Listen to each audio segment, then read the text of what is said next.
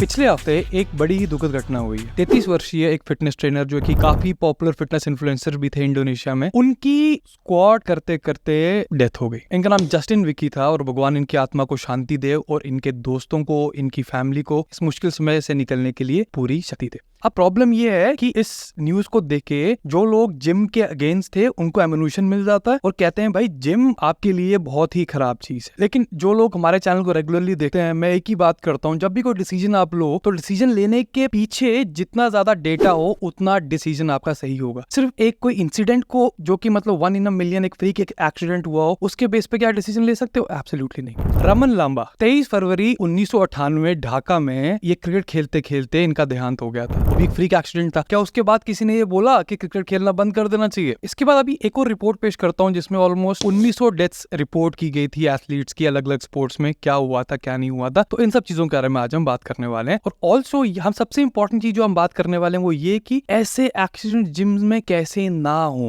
How can we avoid such things? देखो, जब accident होना होता है वो होता है, लेकिन अगर हमें एक हैवी वेट स्क्वाट करना है, अगर हमें एक हैवी वेट डेडलिफ्ट करना है, क्लीन एंड प्रेस करना है, कोई ओलंपिक मूवमेंट करनी है, तो कुछ चीजें दिमाग में होनी चाहिए। क्योंकि जब भी मूवमेंट कर रहे हो मेक श्योर इतनी तैयारी करके चलो कि भाई अगर ये मूवमेंट गलत चली गई तो आई वुड बी सेफ, क्योंकि जान बार बार नहीं आती ना, तो वो हम बात करेंगे। लेकिन बिफोर स्टार्ट द वीडियो, अगर आप में से किसी को पेट का इश्यू हो, घर पे किसी को टाइप 2 डायबिटीज हो, फैटी लीवर हो और for natural body building and fat loss, this is the number two contact. तो इस वीडियो को मैं प्ले कर रहा हूँ, इट्स ग्राफिक, मतलब अगर आपका दिल थोड़ा कमजोर है तो इस वीडियो को मत देखिएगा।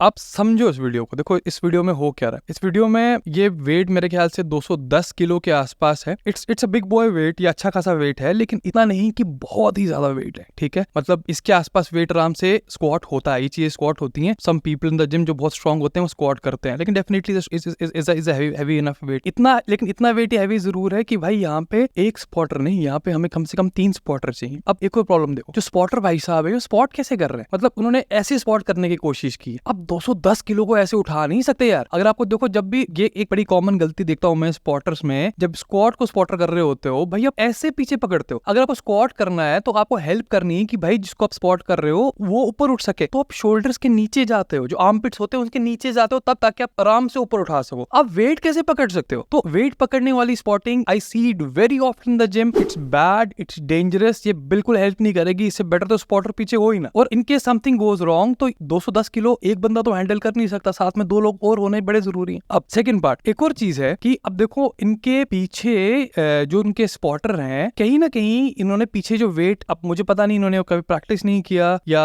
इनको आता नहीं था, इनके दिमाग में नहीं आया क्योंकि वेट बहुत ज्यादा था, तो इन्होंने पीछे वेट फेंका नहीं। तो अगर ऐसा कभी हो कि आपका जो वेट है वो आपको लग रहा है कि आप उठ नहीं पाओगे, जो कि स्क्वाट में कॉमन नॉर्मल चीज होती है, तो वेट पीछे फेंक दो ना यार। मतलब ऐसे, मतलब वेट ऐसे होता है, आप आगे चले जाओ, आप आगे जाओगे वेट खुद पीछे गिर जाएगा। आपको कोई अलग टेक्निक की जरूरत नहीं पड़ती। आप 2-3 बारी लाइट वेट से चीज कोशिश कर सकते हो, ताकि अगर हैवियर वेट के नीचे फंसो तो आप फेंकने लायक हो जाओ। तो एक बारी अगर आप फेंकने लायक हो जाओगे इन चीजों के, तो कभी वेट बार के नीचे नहीं फंसोगे। और हैवी बार के नीचे फंसना ये इतना खतरनाक हो सकता है। इससे भी ज्यादा इंपॉर्टेंट चीज वो क्या है कि अगर एक प्रॉपर आपका पावर रैक हो, पावर रैक में रखने की जगह होती है, तो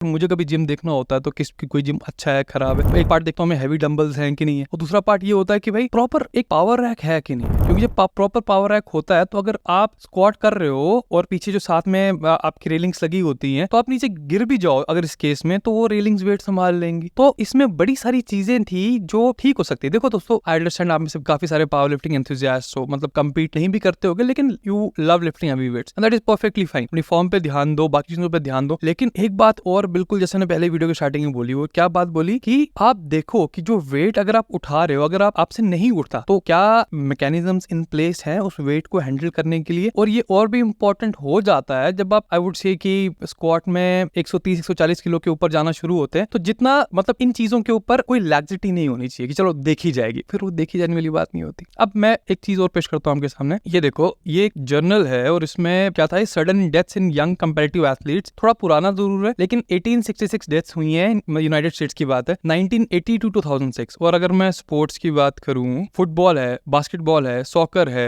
बेसबॉल है, मोटर व्हीकल रेसिंग है, ट्रैक एंड फील्ड है, रेसलिंग है, बॉक्सिंग है, स्विमिंग है, क्रॉस कंट्री है, हॉकी है, horse riding, softball, marathon, lacrosse, skiing, triathlon, rugby, martial arts, rowing, cycling, tennis, volleyball, gymnastics, surfing, figure skating, golf, totals. तो the point is, जब भी हम कोई फिजिकल स्पोर्ट खेलते हैं, कहीं ना कहीं थोड़ा बहुत रिस्क तो होता ही होता है। मैंने अपनी लाइफ में फुटबॉल बहुत खेला है, और एक बारी मुझे अब भी याद है कि ऐसा हुआ था, मेरा घुटना चेस्ट में पड़ा था और for a split second I couldn't breathe, फिर से मैं ब्रीथ करना शुरू हो गया। तो क्या ये सोच के कि ऐसा एक्सीडेंट हो सकता है कि हम स्पोर्ट्स खेलना बंद कर दे, या जो हमारे बच्चे हैं उनको स्पोर्ट्स खेलना बंद करवा दे? I don't think so. मतलब हमें ये देखना है कि अगर समथिंग गोज रॉन्ग तो एडिक्वेट मैकेनिज्म्स इन प्लेस हो। देखो एक और चीज क्या है, जो टूल है कोई भी, जैसे अगर हम किसी सब्जी काटते हैं, किसी सब्जी काटने से किसी का हाथ कट जाए, इसका मतलब ये नहीं कि टूल खराब है, इसका मतलब है टूल यूज करना नहीं आता। तो ये जो हमारे पास जैसे जिम है या बाकी कोई एक्सरसाइजेस है, बाकी कोई भी पार्ट है, ये बहुत बढ़िया टूल्स है। तो हमें इनको समझने की जरूरत है, इनको सही समझ के सही यूज करने की जरूरत है, क्योंकि इसमें गलतियां बड़ी सारी है, नो डाउट। मैं ये नहीं बोल रहा कि it's perfect, it's far from perfect. लेकिन ये बोल के कि जैसे कोई फ्रीक एक्सीडेंट हो जाए और उसके बेस पे कि आप बोलो कि भाई ये जिम जाना बिल्कुल बंद कर दो,